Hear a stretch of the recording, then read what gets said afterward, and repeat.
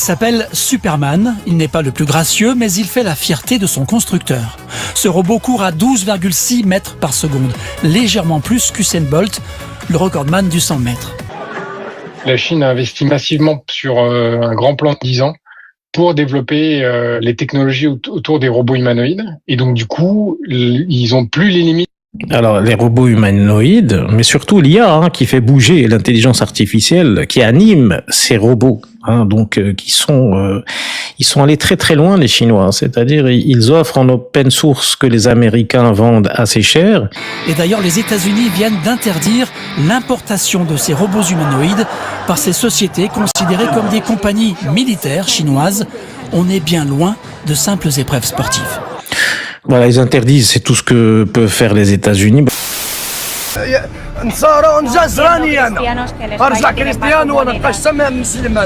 Alors, il dit, moi, je vais devenir chrétien, je vais plus être musulman. Alors, tellement il a été dégoûté du régime marocain du Marzen, qu'il veut changer carrément de religion.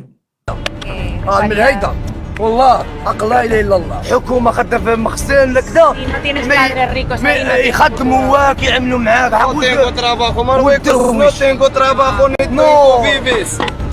لا فيفا بيدرو سانشيز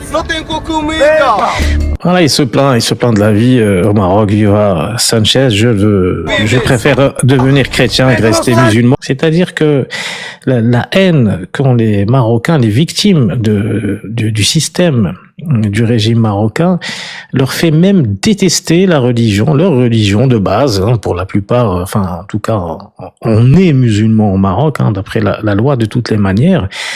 Donc, ils se tournent de leur religion parce que le commandeur des croyants, c'est Mohamed VI. Il le dit lui-même. Il parle de son grand-père Mohamed, le prophète. Donc, c'est un roi qui a son pouvoir de Dieu.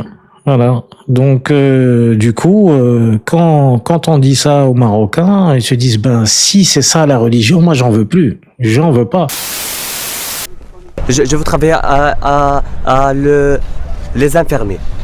Les infirmiers, je veux travailler les infirmiers ici et je veux faire une bonne chance et je veux améliorer mon niveau. Je préfère beaucoup cet espace parce qu'on va dormir bien, on va manger bien.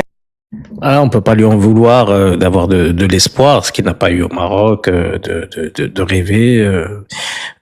On prend soin de lui, parce que n'a jamais fait le régime marocain, n'a jamais pris soin de sa population en ce qui concerne la santé, l'habitat, rien du tout.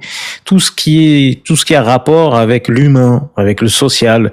Donc, on peut voir la joie dans ses yeux, tout ce qu'il a espéré, parce que c'est ce que veulent les migrants à la base, ceux qui ont fui le Maroc, c'est un peu de considération. Ils ne cherchent pas à devenir riches, c'est ce qu'on entend. Les gens sont happés par un rêve qui n'existe pas, le rêve occidental. Pas du tout. Ils ne veulent que ça. Qu'on prenne soin d'eux, qu'on les écoute, et après ils travailleront, ils feront ce qu'ils feront. C'est pas ça le problème. C'est pas des robots c'est des êtres humains qui sont en manque. Ce serait comme des gens qui sont en manque affectif quelque part, mais ils sont en manque d'affection de l'État.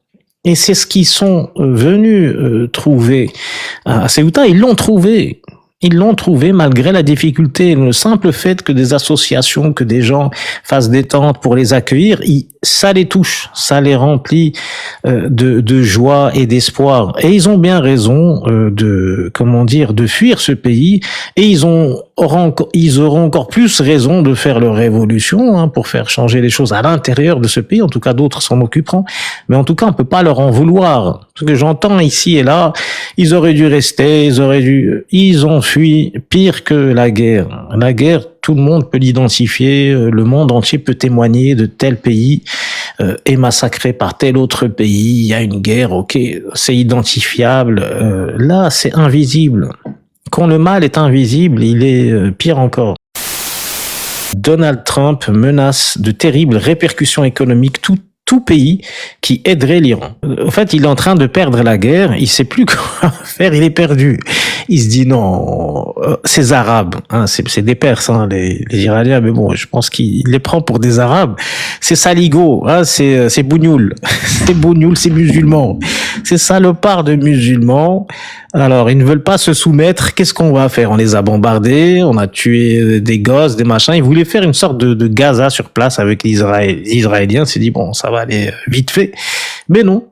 Ça n'a pas marché, ils ont résisté, voilà, donc là, il est un petit peu en panique. Et qu'est-ce qui nous sort? Washington, donc il veut absolument pousser les Occidentaux qui ne veulent pas, et ils ont raison, ils ne veulent pas entrer dans une guerre qui ne leur servirait à rien, qui handicaperait eux-mêmes d'abord, et qui les ferait sauter directement. La ministre des Transports, Miri Regev, israélienne, s'est envolée pour Marrakech, pour le Maroc, pour des vacances privées. אוטוטו יוצאת הטיסה הראשונה אחרי 3 שנים, טיסה ישירה מנתב"ג למרקש. הטיסה היא טיסת בכורה של... Voilà, donc ils sont en train de fêter le retour des vols commerciaux entre j'allais dire l'Algérie, entre le Maroc et Israël. On a le recherché par les plus hautes instances internationales judiciaire, voilà, Bibi Netanyahou, l'égorgeur d'enfants, le psychopathe, le tueur, l'assassin, voilà, et puis la ministre juste derrière qui rigole. C'est terrible cette affaire. Donc évidemment le Maroc va accueillir des génocidaires, il y aura certainement des personnes innocentes dans le lot, mais il y aura aussi beaucoup de personnes qui auront participé au génocide, qui vont, et puis ça ne semble inquiéter absolument personne. Les Marocains, ils sont tranquilles dans leur coin, ils sont contents. Et puis, évidemment, ils ont peur, hein, sinon c'est la torture à la bouteille, l'emprisonnement, etc. Mais bon, il faudra un moment choisir entre la peur et la dignité. Les Soudanais sont un cancer dans notre corps. Cancer. Raciste, c'est une raciste, voilà. Alors j'imagine que les Marocains, elle pourrait dire la même chose des Marocains. Les Marocains, ces bougnoules sont une saloperie de maladie. Elle peut dire la même chose sur absolument n'importe quoi, enfin n'importe quel Africain ou tout ce qui n'est pas israélien, je pense, doit la dégoûter. Bohème Sansal, qu'est-ce qu'il nous dit?